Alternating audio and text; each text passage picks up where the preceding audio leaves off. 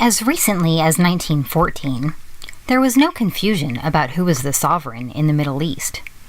It was the Ottoman Empire, and it had been for 400 years. But in 1917, the Ottoman Turks lose World War I, and the empire collapses. At that point, the territories become occupied by Britain and France, and the countries of the world form the League of Nations to provide a solution for what to do with these territories. The treaty which created the League of Nations specifically granted it the power to oversee the mandate system. This mandate system is the same system which was used to break up the Austro-Hungarian Empire into the various European nations. Its purpose was to oversee the transition of an area into independent countries. The mandate system is empowered by the League of Nations, which in turn is empowered by the countries which agreed and delegated that authority to it. So, with regard to the former Ottoman Empire, it was decided that the British and French would split up these areas and be the trustees, until such time as the countries designated were ready to declare their independence. The British Mandate for Palestine is created at this time, along with the British Mandate for Mesopotamia and the French Mandate for Syria. The first use of the word Palestine was by the Greeks in the 2nd century, when they invaded the kingdom of Judah and mistakenly called it Syria Palestina, which in Greek means the homeland of the Philistines. Even at the time, though, this was a misnomer, because the Philistines came from the island of Crete, only occupied a small area approximately the size and location of Gaza, and had ceased to exist centuries earlier. The actual name for what had been conquered was the Kingdom of Judah, and the Romans called it the province of Judea. The ruler Hadrian brought Greeks to settle it and forbade Jews to enter upon pain of death. He renamed the city Aelia Capitolina and the area Syria Palestina. The Romans, however, continue calling it Judea, and over time the term Palestina is used less and less. During the entirety of the Ottoman rule, there were no administrative or political entities called Palestine, and the term was not used again until the British revived it in 1920 with the British Mandate for Palestine. Now, international law has very few absolutes, but one absolute is borders of mandated territory, and at this point in 1920, the international community agrees on the mandated borders. Many people today believe that after the First World War, the British had received the territories in the Middle East as colonies, and then after World War II decided to give it to the Jews. But the truth is, Britain was entrusted with the territories in order to help the indigenous people create their own nation-states. The legitimacy of Israel's title to the territory was established by the League of Nations mandate, not UN Resolution 181 in 1947, as is commonly believed. The mechanism for this was the mandate system, and specifically Article 22 of the League of Nations Treaty. Article 22 reads, "To those colonies and territories which as a consequence of the late war have ceased to be under the sovereignty of the states which formerly governed them, and which are inhabited by peoples not yet able to stand by themselves under the strenuous conditions of the modern world, there should be applied the principle that the well-being and development of such peoples form a sacred trust of civilization, and that the securities for the performance of this trust should be embodied in this covenant.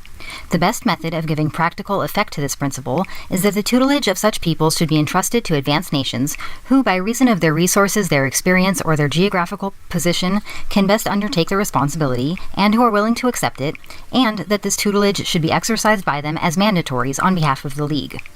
The character of the mandate must differ according to the stage of the development of the people, the geographical situation of the territory, its economic conditions, and other similar circumstances.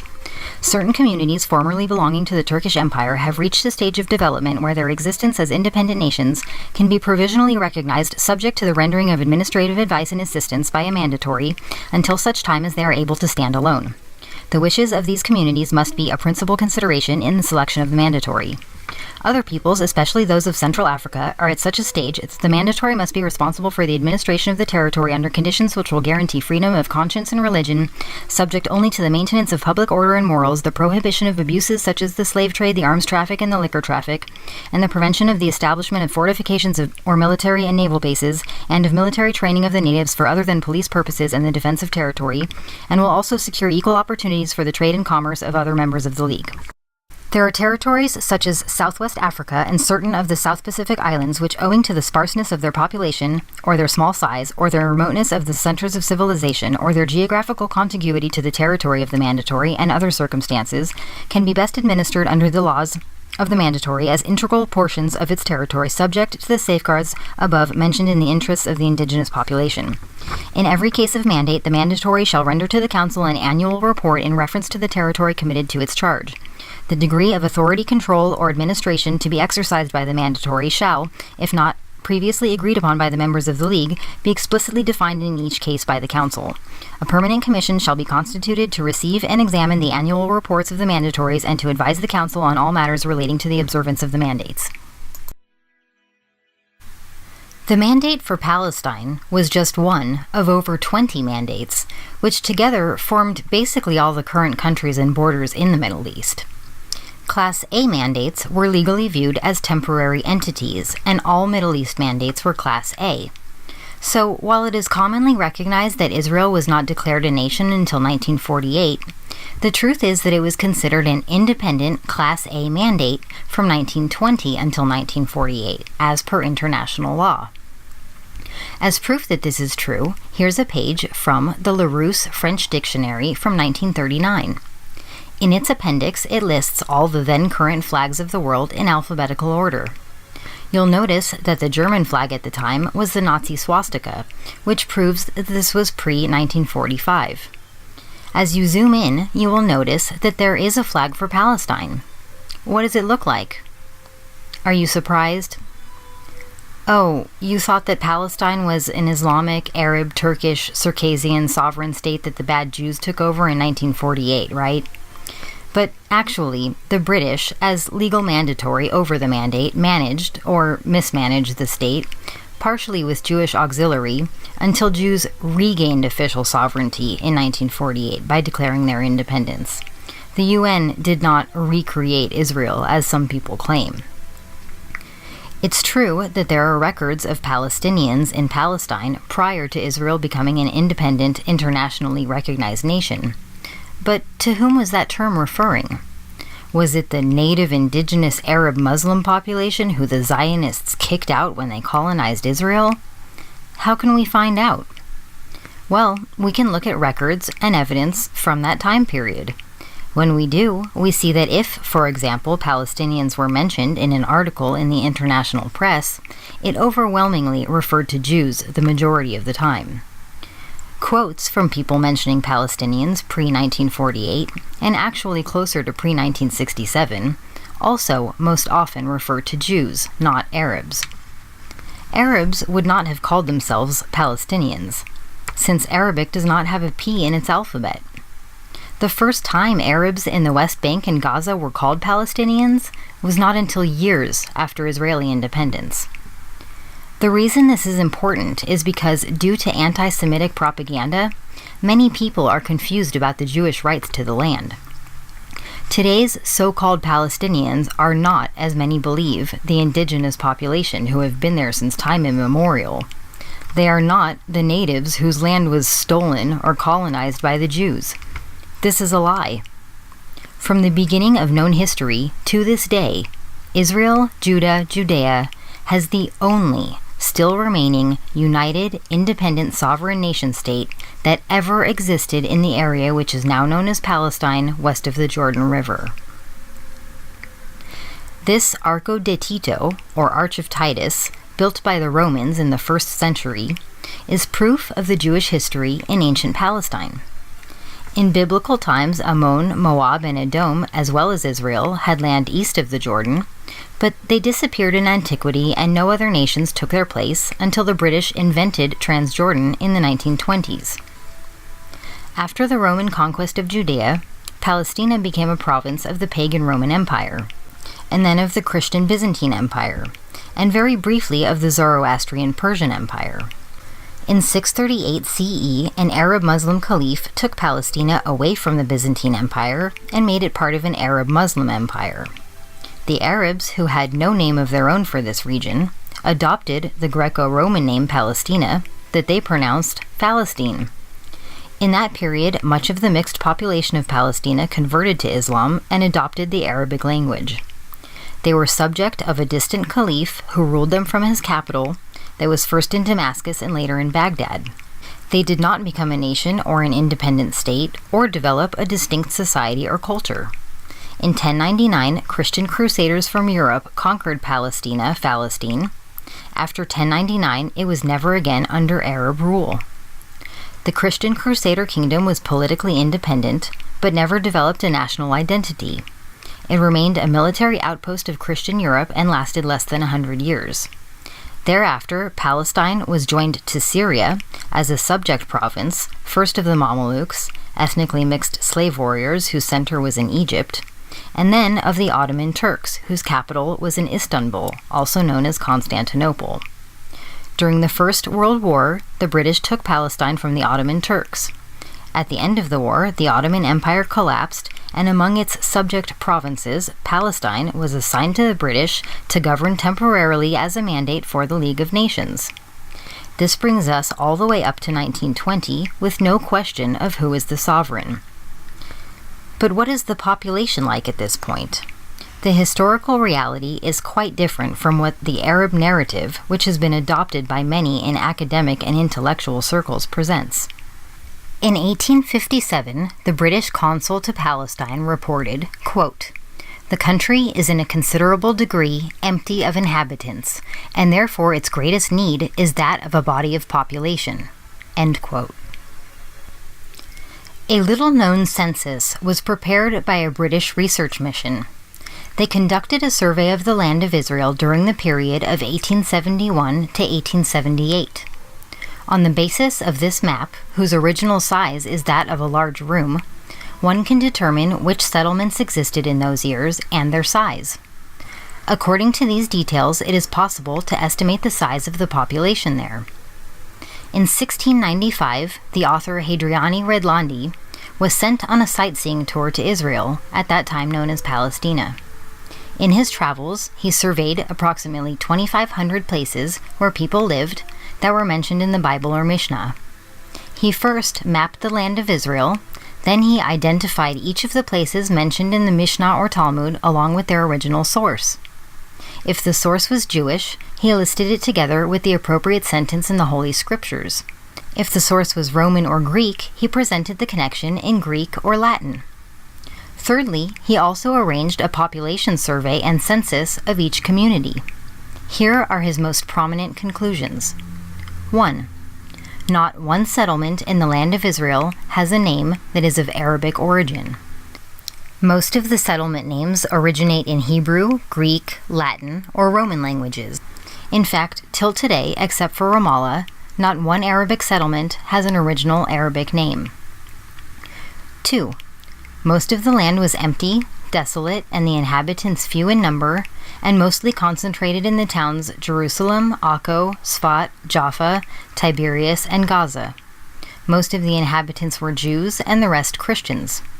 There were few Muslims, mostly nomadic Bedouins.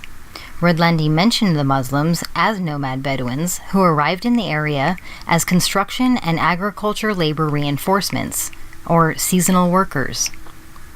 3. No Palestinian heritage or Palestinian nation. The book totally contradicts any postmodern theory claiming a, quote, Palestinian heritage or Palestinian nation. The book strengthens the connection, relevance, pertinence, and kinship of the land of Israel to the Jews, and the absolute lack of belonging to the Arabs. The records of quoted accounts of the time also support this. Chapter 9, paragraph 43 for the 1937 report of the Palestine Royal Commission states, quote, "The road leading from Gaza to the north was only a summer track, suitable for transport by camels and carts. No orange groves, orchards, or vineyards were to be seen until one reached Yabna village. Not in a single village in all this area was water used for irrigation. Houses were all of mud. No windows were anywhere to be seen. The plows used were of wood. The yields were very poor. The sanitary conditions in the villages were horrible. Schools did not exist. The rate of infant mortality was very high.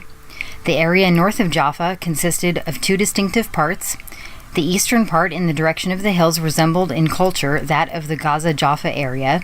The western part towards the sea was almost a desert. The villages in this area were few and thinly populated. Many ruins of villages were scattered over the area as owing to the prevalence of malaria. Many villages were deserted by their inhabitants." End quote. In 1931, a quote from the report of Mr. Louis French, the Director of Development appointed by the British government, states, quote, "We found it inhabited by fellaheen, who lived in mud hovels and suffered severely from the prevalent malaria. Large areas of their lands were uncultivated and covered with weeds. There were no trees, no vegetables. The fellaheen, if not themselves cattle thieves, were always ready to harbor these and other criminals. The individual plots of cultivation changed hands annually. There was little public security, and the fellaheen's lot was an alternation of pillage and blackmail by their neighbors the Bedouin." End quote. This was the picture of Palestine in the closing decades of the 19th century and up to the First World War. A land that was overwhelmingly desert, with nomads continually encroaching on the settled areas and its farmers, a lack of elementary facilities and equipment, peasants wallowing in poverty, ignorance, and disease, saddled with debts, and threatened by warlike nomads or neighboring clans. The result was a growing neglect of the soil and a flight from the villages, with a mounting concentration of lands in the hands of a small number of large landowners, frequently residing in such distant Arab capitals as Beirut and Damascus, Cairo and Kuwait. Travelers to Palestine from the Western world did leave records of what they saw there. The theme throughout their reports is dismal. The land was empty, neglected, abandoned, desolate, fallen into ruin. An English pilgrim in 1590 said, quote, "Nothing to be seen but a little of the old walls which is yet remaining, and all the rest is grass, moss, and weeds." End quote. In 1867, the president of Harvard University, Charles Willis Eliot, said, quote, "A beautiful sea lies unbosomed among the Galilean hills in the midst of that land once possessed by Zebulun and Naphtali, Asher and Dan. Life here was once idyllic, now it is the scene of desolation and misery." End quote. Also in 1867, upon traveling there, Mark Twain had this to say, quote, "There is not a solitary village throughout its whole extent, not for 30 miles in either direction. One may ride 10 miles hereabouts and not see 10 human beings. For the sort of solitude to make one dreary, come to Galilee. Nazareth is forlorn, Jericho lies a moldering ruin. Bethlehem and Bethany in their poverty and humiliation, untenanted by any living creature. A desolate country whose soil is rich enough, but is given over wholly to weeds. A silent, mournful expanse, a desolation. We never saw a human being on the whole route, hardly a tree or shrub anywhere. Even the olive tree and the cactus, the fast friends of a worthless soil, had almost deserted the country. Palestine sits in sackcloth and ashes, desolate and unlovely." End quote. The restoration of this desolate and unlovely land began in the later half of the 19th century with the first Jewish pioneers. Their labor created newer and better conditions and opportunities, which in turn attracted migrants from many parts of the Middle East, both Arabs and others. In his book, Those Holy Fields, Reverend Samuel Manning in 1874 said, quote, "But where were the inhabitants? The fertile plain, which might support an immense population, is almost a solitude." End quote. During the period of the Mandate, it was the Jewish population that was known as Palestinian, including those who served in the British Army in World War II. But British policy was to curtail their numbers and progressively limit Jewish immigration. So by 1939, the White Paper had virtually put an end to the admission of Jews to Palestine. This policy was imposed the most stringently at the very time this home was most desperately needed, after the rise of Nazis in Europe. Jews who might have developed the empty land of Palestine and left progeny there, instead died in the gas chambers of Europe or in the sea as they were trying to cross to the Promised Land. At the same time that the British slammed the gates on the Jews, they permitted or ignored massive illegal immigration into Western Palestine from Arab countries, Jordan, Syria, Egypt, and North Africa. Exact population statistics may be problematic, but it seems that by 1947, the number of Arabs west of the Jordan River was approximately triple of what it had been in 1900.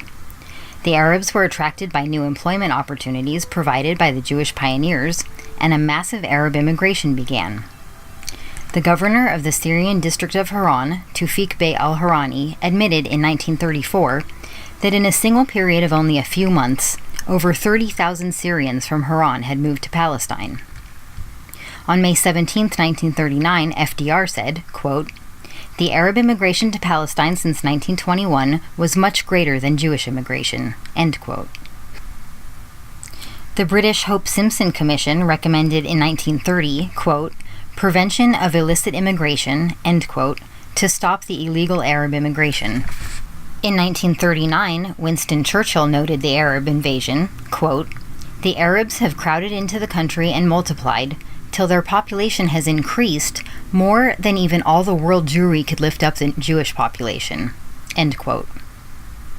It is important to note that the first enduring Jewish agricultural settlement in modern Palestine was founded not by European refugees, but by a group of old-time families leaving the overcrowded Jewish quarter of the Old City of Jerusalem. According to the Turkish census of 1875, by that time Jews already constituted a majority of the population of Jerusalem, and by 1905 comprised 2/3 of its citizens. The Encyclopedia Britannica of 1910 gives the population figures as 60,000, of whom 40,000 were Jews. The Jewish National Fund was created on December 25, 1901, to ensure land would be purchased for the Jewish workers who were to be personally responsible for its cultivation. The capital of the Jewish National Fund was essentially raised from small regular donations from millions of Jewish craftsmen, laborers, shop owners, and intellectuals in Central and Eastern Europe, where the shadow of genocide was already apparent and who felt concerned about the return of Jews to Zion. All told, hundreds of millions of dollars were paid by Jewish buyers to Arab landowners.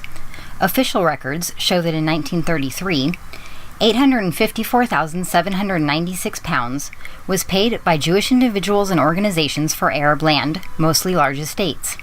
In 1934, the figure was £1,647,836, and in 1935, £1,699,488. Thus, in the course of only 3 years, £4,202,180, more than $20 million at the prevailing rate of exchange, was paid out to Arab landowners, according to the Palestine Royal Commission report of 1937. The effects on the Arab population were that in those instances where as a result of such transactions Arab tenant farmers were displaced, on 1 year's notice, compensation in cash or other land was paid as required by the 1922 Protection of Cultivators Ordinance, and the Jewish land buying associations often paid more than the law required. The evidence and records of the time all corroborate the fact that most of today's quote-unquote Palestinian refugees were nothing more than Arabs who migrated from Egypt, Syria, Lebanon, Sudan, Algeria, and Libya between 1830 and 1947. This myth that there was a stable and settled Palestinian Arab Muslim population that had lived in villages and worked the land for centuries only to be displaced by the Zionist invaders is simply inconsistent with the recorded demographic data gathered not by the Jews or Zionists, but rather by the local authorities themselves. This is further proven by the fact that according to the UNRWA, who altered the long-standing definition of a refugee at this time from that of someone who had fled a permanent home to the new definition, a quote-unquote Palestinian refugee had only to have lived there for 2 years prior to Israeli statehood. It is also noteworthy that during the same period of time, 100,000 square kilometers of Jewish-owned land, which is equivalent to 4 times the size of Israel, was either seized or abandoned in Arab lands. This amounts to approximately 850,000 Jewish refugees, who were indeed ethnically cleansed from Arab countries. The number of Jews in the Arab world in 1948 was 878,000. Today, the Jews remaining in Arab countries totals 7,635. So, just as a tool to establish a baseline here, in 1948, just prior to Israel's Declaration of Independence, there was no dispute as to the borders of Palestine-Israel. The final determination by the League of Nations as of September 16, 1922, is that the borders of Jewish Palestine are the area between the Jordan River and the Mediterranean Sea. If you were to ask anyone at the time what the borders were, they would say everything between the river and the sea. In the meantime, World War II begins, and between 1939 and 1942, 6 million Jews perish in Germany. Afterward, no countries are willing to accept the refugees. 1945, the mandate system creates Israel, Lebanon, Syria, Iran, Libya, Algeria, Jordan, Morocco, Sudan, and others. The UN takes over for the League of Nations, and the mandate system becomes the trustee system. The final decisions are made at San Remo, and the San Remo Resolution, which is signed by 51 countries, gives Jews the rights to Palestine and rights to the rest of the Middle East to the Arabs. The Arabs, however, are not willing to accept any division of the Middle East, and they respond with violence and acts of terror against Jewish civilians. A simple search through newspaper archives of the time proves beyond any doubt that this is true. As a response to this violence, in order to avoid civil war, the UN does get involved to try to broker peace, and they do this through the General Assembly Partition Proposal in 1947, where they proposed 6 different sections of which the Jews and Arabs each get 3. If both sides had accepted the proposal, then it would have become binding international law. The Jews accepted, but the Arabs rejected. They stated an unwillingness to accept any form of territorial division. So, because both parties did not accept the proposal, it was not implemented, and the borders revert to the prior agreement. May 14, 1948, the British mandate ends, and Israel declares independence. The celebration was short-lived, however, because immediately, on the day Israel was created in 1948, the armies of 5 Arab states formed a coalition and attacked.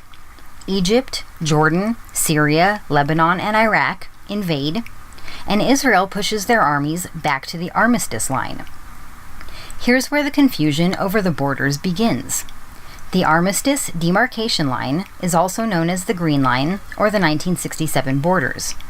However, these quote-unquote borders were not created in 1967, they were created in 1949, and they're not borders.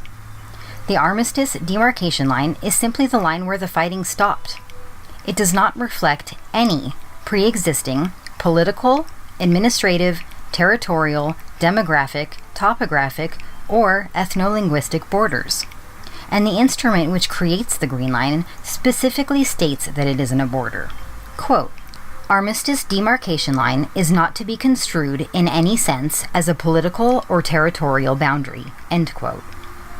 It is simply the furthest extent of Jordanian and Egyptian aggression in 1949. It's a product of illegal Arab aggression against the newly created State of Israel with the goal of preventing its creation. Therefore, to make the 1949 Armistice Line into the new borders is to retroactively vindicate, legitimize, and reward the Arab conquest attempt of 1949. Signed April 3, 1949, Article 2 of the General Armistice Agreement between Israel and Jordan states that there is no provision which prejudices the rights, claims, or positions of either party. We often hear the word occupation referring to Israel. What occupation means in international law is when a sovereign inhabits an area which belongs to another sovereign. So, as has been demonstrated here, these 2 areas belong to Israel. And after Israel survived the invasion, the West Bank was occupied by Jordan, and Gaza was occupied by Egypt. Here's a very popular meme that we see quite often, allegedly describing the Palestinian land loss. However, it's a complete fiction. Firstly, in 1947, Palestine belongs to the Jews, as we've seen from the historic, verifiable evidence and data. Secondly, this partition plan was not accepted by the Arabs. If it had been, that would have been an independent Palestinian nation, but it was rejected, and therefore it was not enacted. In the third frame you see, these areas were governed by Jordan and Egypt, not Palestine.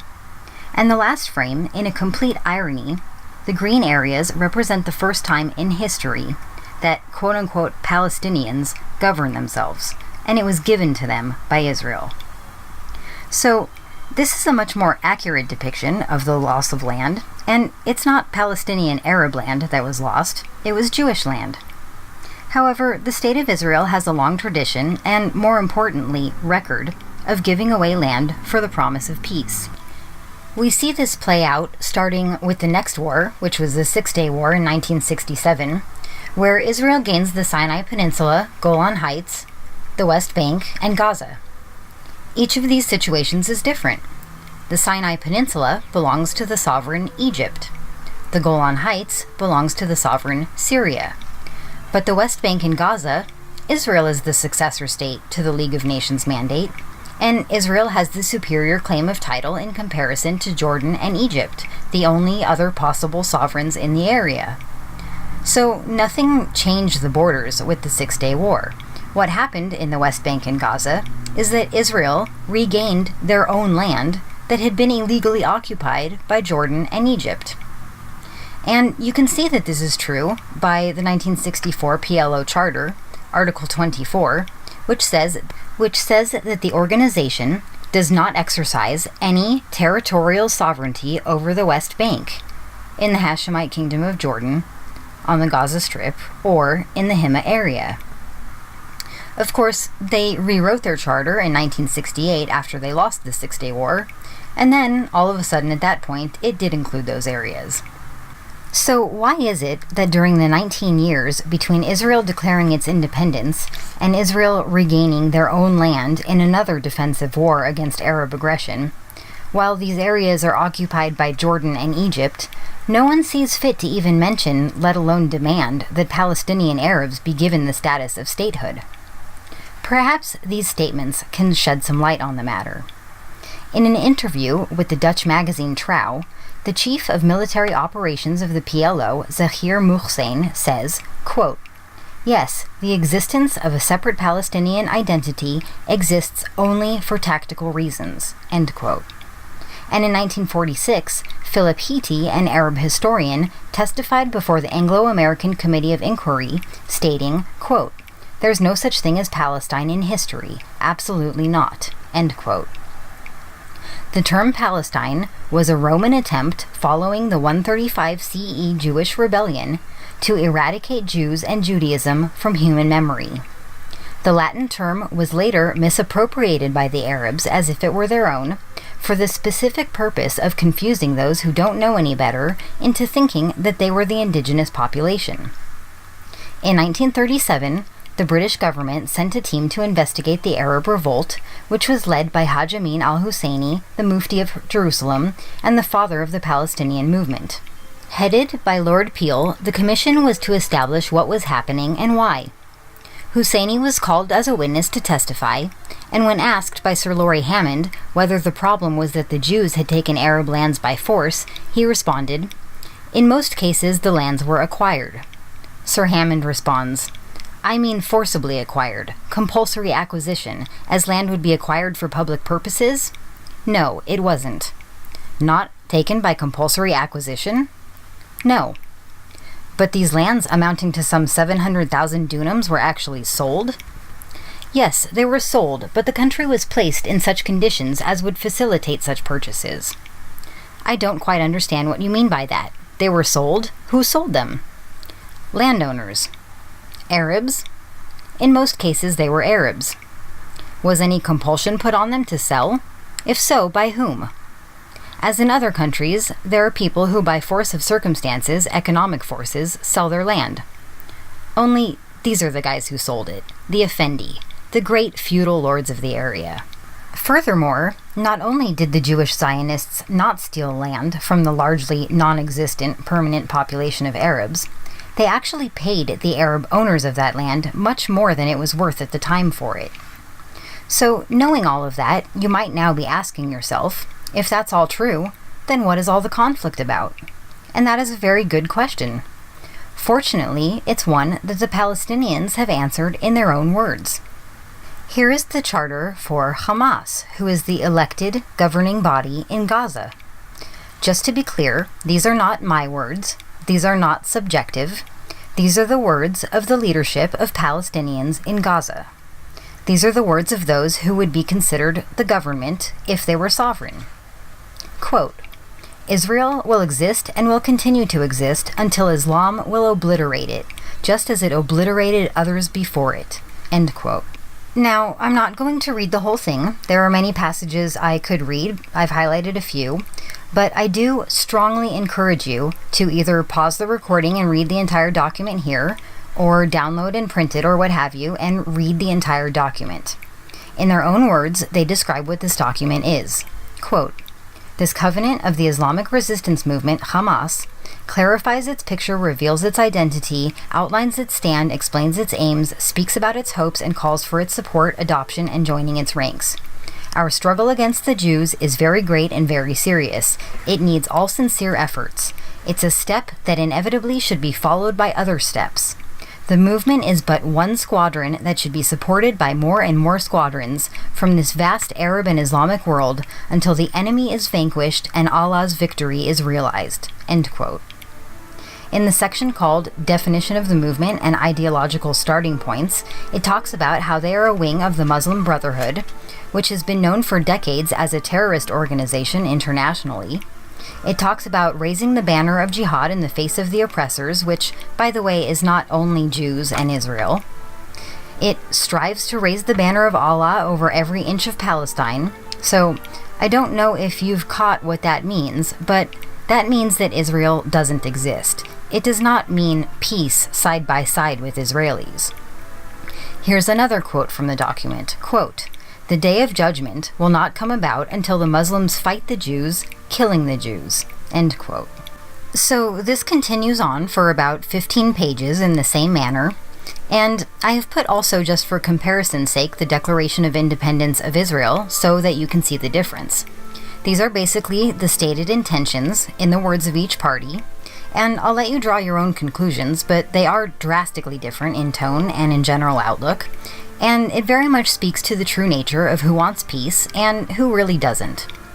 If you do take the time to read these documents, you will see that it states in no uncertain terms that the Jewish state of Israel is a democracy that guarantees equal rights to all of its citizens regardless of race, religion, gender, etc.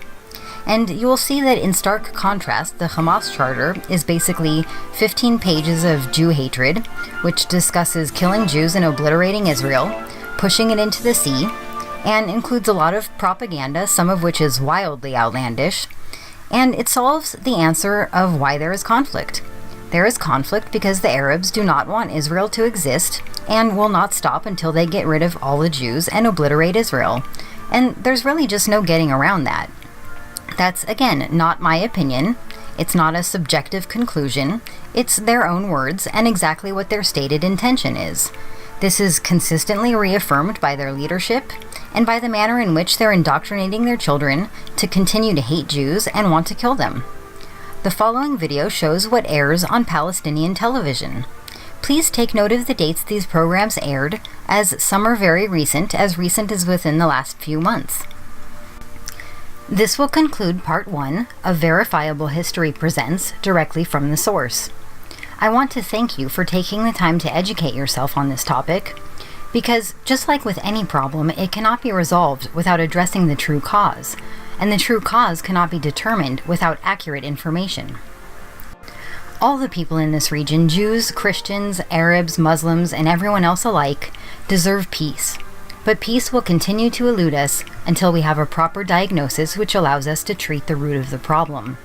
This requires correcting false narratives and educating ourselves about the verifiable historical facts. Please do share this video with anyone who may not be aware of the information presented, as this is one step you can take to help the peace process. أؤكد لكم يا فخامة الرئيس أننا نربي أطفالنا وأحفادنا وأولادنا على ثقافة السلام. I heard President Abbas yesterday say that Palestinians teach their children peace. That's unfortunately not true.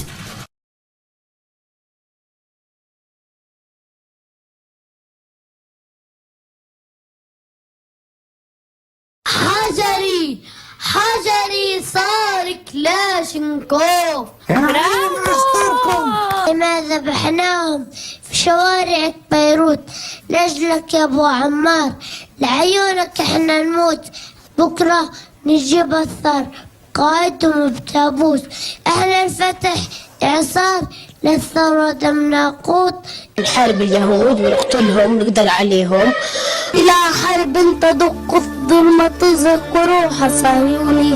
إلى حرب تدق الظلمة تزق روح صهيوني. إلى حرب تدق الظلمة تزق روح صهيوني.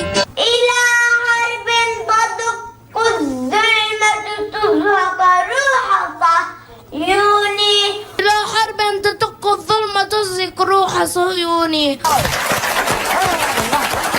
برافو. شيل سلاحك قاوم وانهب، دمر زلزل احرق واشعل. يا بني صهيونة يا شر البرية، يا قرودا همجية، يا خنازيرا شقية. يا بني صهيونة يا شر البرية، يا قرود همجية. قرودا همجية، يا خنازير شقية. أعداء الله أبناء الخنازير، تصب النساء في الميادين، وأين أمة الإسلام والمجاهدين. برافو زقفي. قد بنيت خطتي على نار الحقد والكراهية التي تملأ قلوب اليهود نحو محمد وأتباعه. إن عدونا صهيون شيطان له ذيل، وأن عدونا صهيون شيطان له ذيل. وأن عدونا صهيون شيطان له ذيل، وعدونا صهيون شيطان له ذيل. شكرا كثير لك يارا، أنا بحبها هاي كثير القصيدة. احنا بدنا نقول إنه فلسطين موجودة وفلسطين رح ترجع وما في إشي اسمه إسرائيل. برافو عليك.